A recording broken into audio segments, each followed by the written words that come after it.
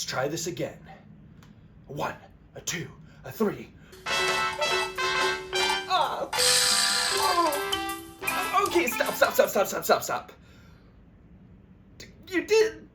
Holy shit, was that a dumpster fire? Speaking of Maestro, here's my review.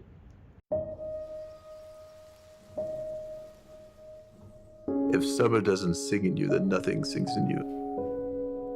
And if nothing sings in you, then you can't make music. Leonard Bernstein was an American conductor, composer, pianist, educator, author, and humanitarian.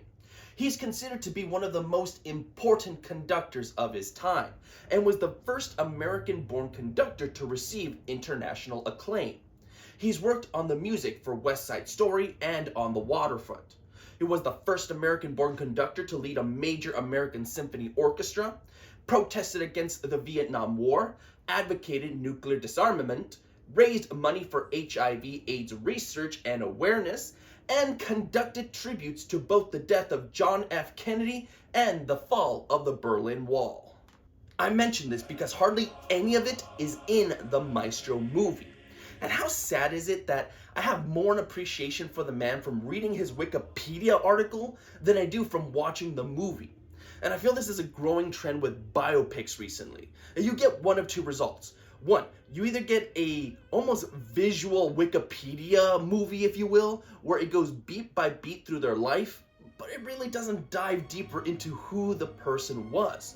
Or it does what Maestro does, where it attempts to do a deep dive, but then it skirmishes all of his actual accomplishments. And neither one of these styles makes me appreciate the individual. Maestro follows 3 distinct points of Leonard's life. The first in 1943, where he's just about to take over conducting for the New York Philharmonics when its other composer falls ill. This is where he meets his soon-to-be wife, Felicia Montealegre, played here by Carey Mulligan. Next, we jump to the 1950s after he's achieved fame and focuses on the rockier aspects of his marriage, including him constantly cheating with other men. The last portion follows the end of Felicia's life and how they handle her being diagnosed with breast cancer. If you haven't guessed yet, the movie is more concerned with following Leonard's personal life, especially with his relationship with his wife and how his promiscuous ways almost shattered their relationship. It's unique. It's not how I would do a Bernstein biopic, but hey, I applaud Bradley Cooper for at least not following norms, even if the ultimate style of it just doesn't really work for me. First things first. Both Bradley and Carey are excellent in their respective roles. I can't say Carey gave one of my favorite performances of the year, but she's very good, and I can completely understand her Oscar nomination. Bradley, however, steals the show here, especially portraying older Leonard. The mannerisms, the way he talks, the conducting scenes, it's all fantastic, to the point I wish we had gotten more of it. The dynamic between the two characters is also very strong. You believe their chemistry, the frustrations, and their love. As this is a focal point for the film, it's important that this aspect was nailed just right, and I can definitely say it was. Crafts-wise, I think the film is spectacular. People have already mentioned this, but I truly do believe that Bradley has stepped up his game in the directing circle. A lot of the shots, especially in the conducting scenes, are breathtaking to behold. I also really loved the cinematography, especially with the black and white aesthetic. Just the environments, the music halls, all of that was superb. And of course, the makeup. Like, people have already talked about how amazing the makeup is, and it is. Though, I know also in the controversy side of things, people have mentioned the nose. Look, just kind of putting the two pictures side by side, to me, that is Leonard's nose. I don't think anybody was trying to be hateful here. I think they were just trying to capture the nose as realistically as possible, and I truly think that's ultimately what we got here. That all being said, no matter how strong these other elements of the film are, it ultimately means nothing if the meat of the burger is not delicious. And it's not.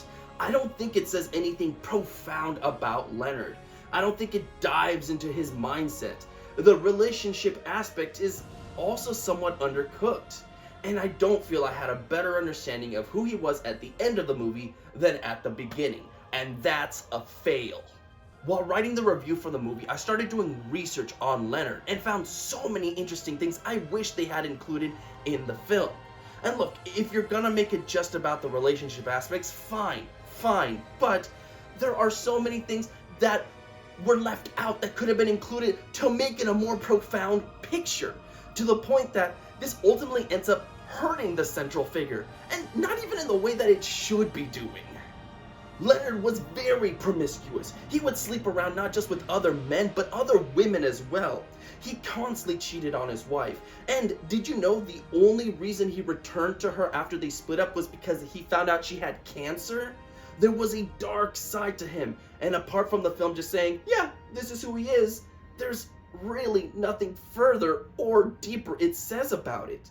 I'm not saying the film had to attack him, but in a bid for everything to come out all nice and squeaky clean, it feels like a lot of it was swept under the rug or felt like, oh, all is forgiven. Look, I'm not trying to say that the movie is absolutely horrendous. It's not. On a technical scale, it is fantastic. The performances are amazing. It really is just the substance itself, what the film is trying to accomplish, that I do think comes apart. I had no interest in doing research on the man after the movie was done. The only reason I even started doing it was for the review itself. And to me, I think a great biopic is one where once the movie is done, you want to know more about that figure. You want to know more about his life. Let's dive deeper into this aspect of it. Let's go further into the relationship with his wife. I felt none of it. I don't know if anybody else did, but from what the reviewers are saying, from what the critics are saying, I think a lot of people are on the same page with me on that. In conclusion, seeing as I opened up this review with a Wikipedia article, I think it only makes sense to end with it as well.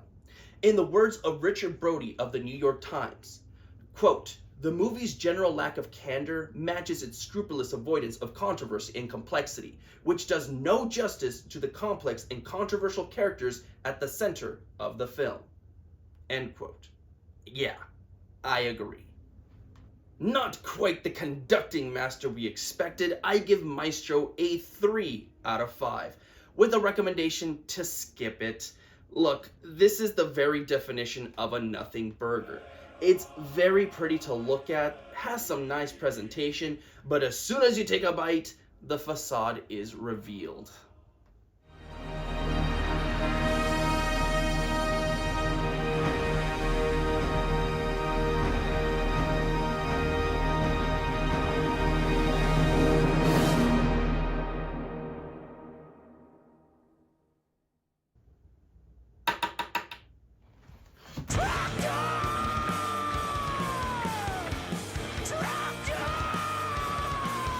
Well, that's all from me, ladies and gentlemen. So until tomorrow when I get to the next review, stay safe out there and have a good one.